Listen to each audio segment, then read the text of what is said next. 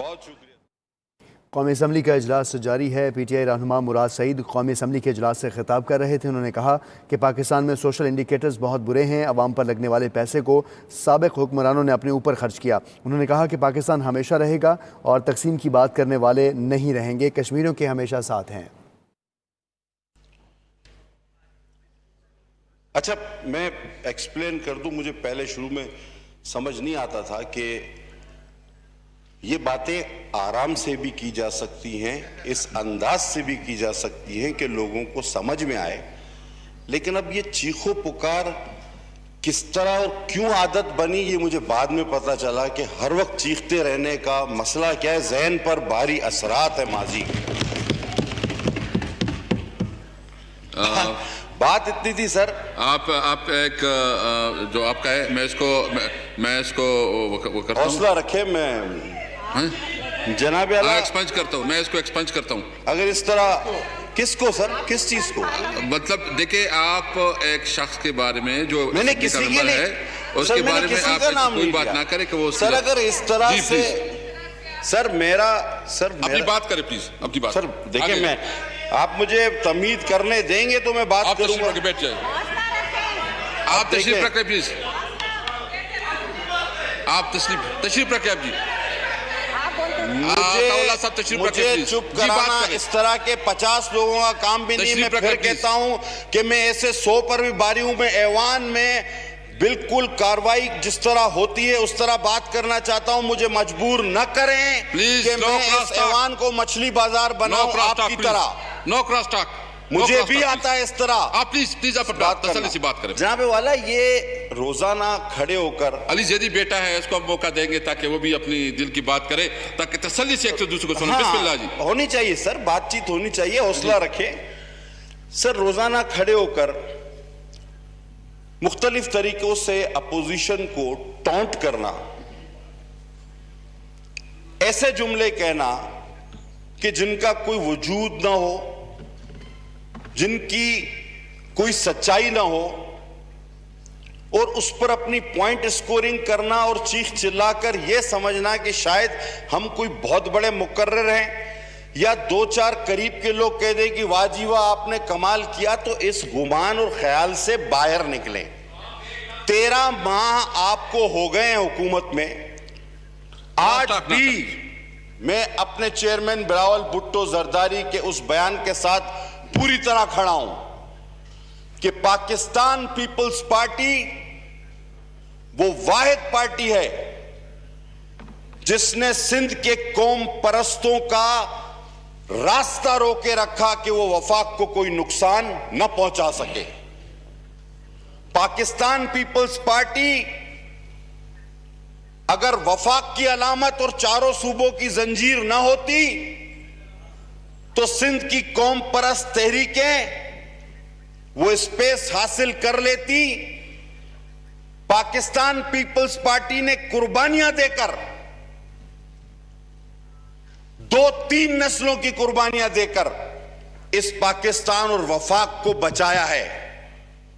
आपको सियासत में आए हुए जितने दिन गुजरे हैं, हमारी जलावतनी और जेलें उतनी हैं। बिलावल भुट्टो साहब ने बजा तौर पर कहा कि अगर दौरे जदीद के शरीफुद्दीन पीरजादा 149 बगैर किसी मकसद के और कचरा, ये 2-3 इदारों का झगड़ा और कचरे पर 149, जनाबे वाला कराची अलग करने का ख्वाब अल्ताफ हुसैन ने देखा था। ये इसके कायदे, इसके अल्लामा इकबाल अल्ताफ हुसैन थे। और मैं चाहूंगा, क्रॉस टॉक नहीं प्लीज प्लीज, और मैं चाहूंगा कि इमरान खान साहब इसके कायदे आजम इस ख्वाब के न बने। क्यों आप भूल जाते हैं, आप क्यों भूल जाते हैं कि लंदन की APC तारीख है, उस पे हर बात पर इत्तफाक हुआ, लेकिन खान साहब और मोहतरमा के दरमियान एक बात पर इत्तफाक नहीं हुआ था। मोहतरमा ने कहा था, बल्कि खान साहब का कहना यह था कि MQM से किसी तौर पर कोई सियासी पार्टी इस एपीसी की ना ताल्लुक रखे, ना बात करे, ना इत्तेहाद करे, ना हुकूमत में आए तो उसे अपने साथ रखे, इनको सियासी पार्टी नहीं समझना चाहिए। ये खान साहब का बयानिया था, तारीख उठाकर देख ले। मोहतरमा का कहना था कि हम एमक्यूएम के अस्करी विंग के साथ नहीं, सियासी विंग के साथ जरूर बात करेंगे। आज उस बयानिए पर शहीद बीबी के बताएं कौन खड़ा है? आज आप उनके साथ हैं अपने बयानिए के खिलाफ, और हमारी शहीद मोहतरमा के बयानिए पर आप अमल कर रहे हैं। बयानिया आपका था या नहीं? अगर हो तो तारीख मुझे गलत कर दें आप। जनाबे वाला, बयानात और भी आए हैं। बिलावल भुट्टो साहब ने कहा कि अगर आप 149, पहले तो आपने कहा था जी हम सिंध गवर्नमेंट पलट देंगे, हमारे एक वजीर का बयान था, और वो सिंध गए भी थे इनकलाब लाने, अक्सरियत को अकलियत में तब्दील करने, ख्वाब शर्मिंदा ताबीर ना हो सका। 149 सर आपके सामने रखा है। पहली क्लास ये कि सूबा वफाक में मुदाखलत नहीं करेगा, हमने नहीं की। दूसरी क्लास कहती है कि जनाब कौमी और फौजी तंसीबात, उस पर वफाक डायरेक्शन दे सकता है। मुझे बरजुबानी याद है 149, हमने कोई सा काम नहीं किया। तीसरी शक कहती है कि लॉ एंड ऑर्डर और मालियात, उस पर वफाक डायरेक्शन दे सकता है। अल्लाह का शुक्र है, रेवेन्यू सबसे ज्यादा तीनों सूबों के मुकाबले में सिंध ने कलेक्ट किया, और अमन व अमान की सूरत हाल भी बेहतर है। तो 149 का कोई बनता नहीं था। ये तो बेकार में आप सबको, आप क्यों भूल जाते हो वो दिन? जनाब पहले 30 साल आर्टिकल AK-47 से कराची चलाया जाता था।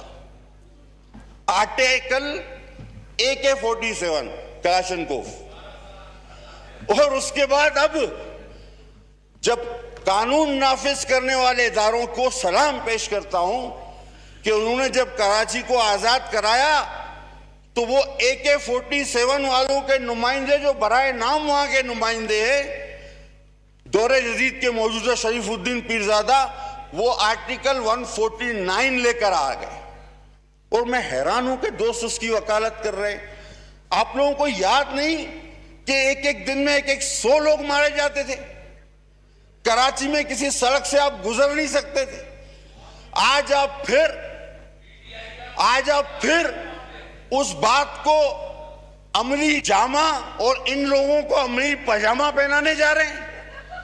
ये कहां की अक्लमंदी है? जनाब आला, नहीं सर, मेरी बात अभी मुख्तसर आप सुनेंगे सर प्लीज। बयान इमरान खान न्याजी साहब का भी आया। खुदा की कसम क्या लीडर मिला